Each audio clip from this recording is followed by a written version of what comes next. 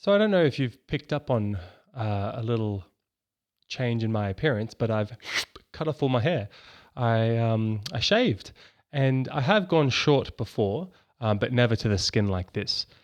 And I wasn't planning to make a video on it, but over the week I've noticed a couple of interesting reflections, things I wasn't expecting, and experiences.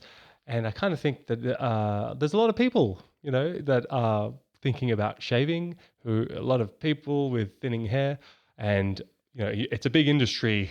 Hair transplants and hair growth, it's billions of dollars. So there's a lot of people spending money on preserving their hair or thinking about going the other way of cutting it all off. So it is a very common experience. And so I thought I would share my reflections of my personal journey over the past week in cutting it all off, because there are nice parts of it and there are not so nice parts of it. And there's what you would expect, and then there's things that happen that you don't expect. So I kind of had a little reflection this morning and summarized it down into 8 points that I want to talk about. Now, if you're new here, welcome. My name's Sil. I'm a junior doctor from Australia. I'm training to become a psychiatrist. That's a long process, and I'm in the early stages of it. And usually I make mental health educational videos and reflections and reactions, but this is more of a personal storytelling kind of video. Now, why did I shave my hair off? Look, my hair's been thinning. I've kind of over the past couple of months been holding my hair, looking at it in the mirror, and just feeling it feel weak and thin and almost foreign. Like what is it? What is this doing for me? This bloody hair. It doesn't feel strong. I don't know why I need to feel strong. It's part of my identity, I suppose, and there's probably some interesting psychodynamic stuff to explore there. But it didn't feel strong, and I want to be a strong person. And watching it thin slowly kind of was not the way I like to do things. I kind of saw it thinning. I felt one day I'm gonna have to shave and be bald.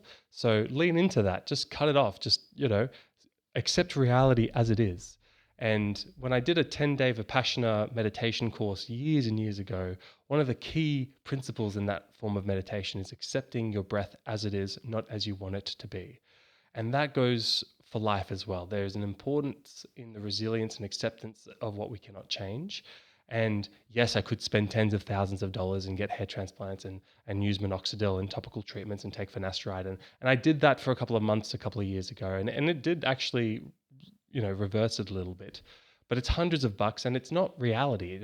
For me, the reality is that I'm balding. And I just think that my mentality is about leaning into things as they are, not as how I want them to be. So although it's been building over a month, last week it was kind of impulsive. I wasn't planning it at the start of the day, but then I decided, like, why not? I've got the equipment, I've got a shaver, so let's go. And so I held the shaver there. I held the shaver there for, it must have been a good couple of minutes just thinking about it, turning it on, psyching myself up. And then and then I just did it.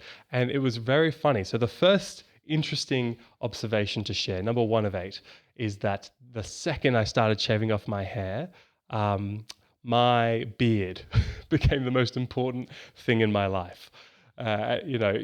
It's similar to how someone will swap one addiction for another, and they might stop drinking alcohol, and then they start smoking more, or they might stop gambling and then start playing more video games. It felt very much like, as I lose this hair became really important. You might even notice that I've grown it quite much longer than it normally is, and that, well, there's a lot to explore as to why I'm preserving what hair I've got left, and kind of holding on to hair on the face. So that was a funny experience that I actually, after shaving my head, spent a lot of time looking into beard care and how to grow a beard and how to maintain my beard. So the first unexpected realization is that as you lose your top hair, the bottom hair becomes, or your beard hair becomes very important. I've got to say, when I was shaving, there was a lot of doubt.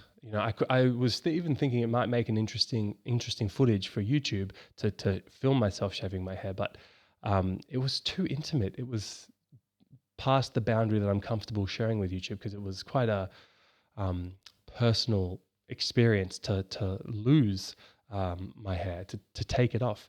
And really that leads into another unexpected experience with the whole thing, and that is how it represents a loss of youth. To me, right? These are all very personal experiences, but to me, having a full head of hair really represented my 20s, I guess. It represented being carefree, being um, confident, and it represented fun, I guess. I'm not saying that 30s is not fun or anything like that, but that's just how I attached my hair. Well, it represented confidence, I think, is the key thing. And shaving that off was a big shift. It's like, whoa, I can't have this forever. And it was kind of like, it's not exactly a transitional object, but there's an expression. Well, there's a concept in psychotherapy about transitional objects. So a fluffy toy to a kid represents the warmth of their mother sometimes. That's how it can be conceived. It's like part of their mum that they're cuddling, or part of their caregiver, I should say, that they're cuddling. And this was kind of part of my youth, part of my 20s that I'm leaving behind and I'm moving on from. And that's a loss. There's a grief process to come with that loss. It's nothing like losing a partner or whatever, real loss, but it's a form of loss.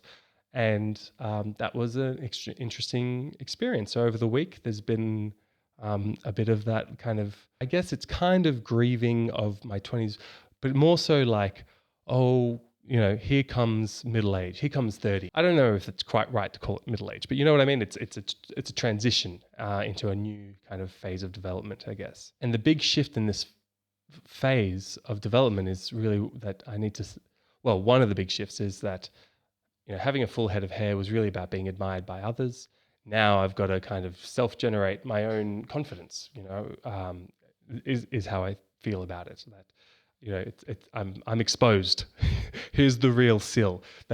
The wig is off. It's raw Sil now. So that was the second unexpected shift, that kind of sense of loss. It's been interesting, the third thing, to see people's reactions to my hair. Coming out, it's kind of how it felt like in a very minor sense. It was kind of like I was a big shift. I didn't tell anyone. I just kind of popped up with no hair, and so it's kind of like, surprise, I'm bald. It felt like I was going to get in trouble, like I was breaking the rules, because it's shifting people's images of me in their mind. So there was a sense of like a giddiness of that I was breaking the rules or something like that when I went to work, and people's reactions were pretty interesting. So most of the time, people did not recognize me for about 3 to 5 seconds, and so there was a bit of like who's this guy approaching me with a smile on his face, like kind of almost worried response. And then they would recognize me. And then it would be interesting to see different people's reactions. Some people saying, oh, it looks good. And by the way, I'm very grateful to all the very kind comments on recent videos. But also there's those being like, oh, don't worry, it grows back. And your hair wasn't thinning. You can always grow it back. And, oh, why'd you do it? Like, is it a forever thing? I've heard that a couple of times. So that's interesting to hear other people's responses and their kind of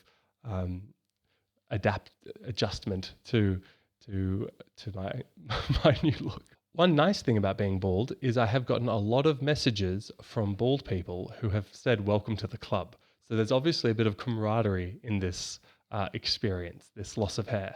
There's a shared I don't want to call it pain, but you know what I mean. There's a shared experience here. So that's been nice, and thank you for all the messages to those who have sent me messages to welcome me to the club. I've totally lost count as to what number I'm up to, but one of the other things I wanted to share was that it's far more work than I expected. So I've only been bald a week, but like to the skin. But I was, my mentality was that less hair, more minimalist, less work, move on. I can focus on other things in the morning. I can do more. I have more time for exercise. I don't have to blow dry. I don't have to style. I don't have to worry about hair. But man, it's actually a lot of work to be bald. Didn't expect this at all. I've spent more time on my kind of, I guess, appearance in the mornings than I have ever before. And maybe that's me adjusting. But first of all, the hair grows back relatively quick, at least for me. So it's like I'm not bald enough to make it low workload because I've had to reshave it 3 times this week with a skull shaver. Um, like, damn, I didn't expect that. I should have done more research, maybe. But I thought, well, honestly, I thought you just, you're bald and you can shave it once a month and you just kind of crack on with life. But it grows back quick. So hopefully I either get much more bald so I don't have to shave it as often or not.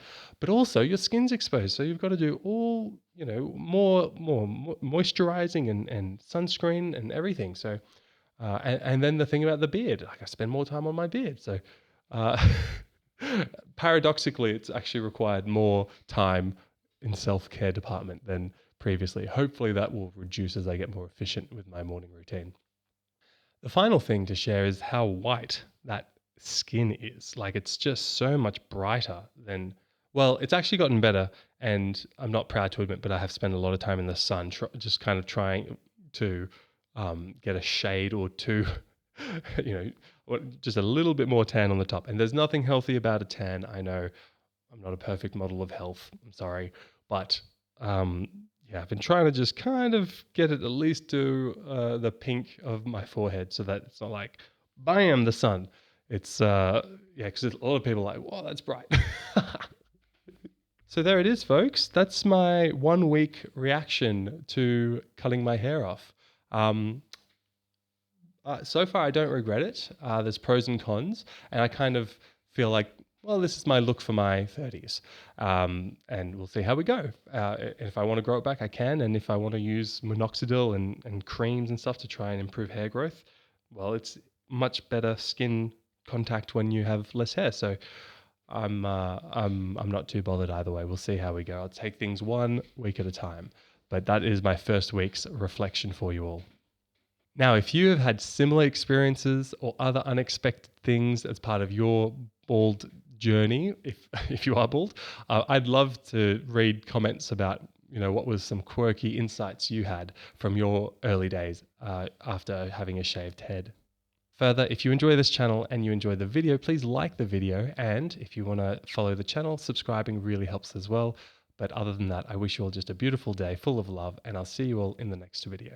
Bye for now.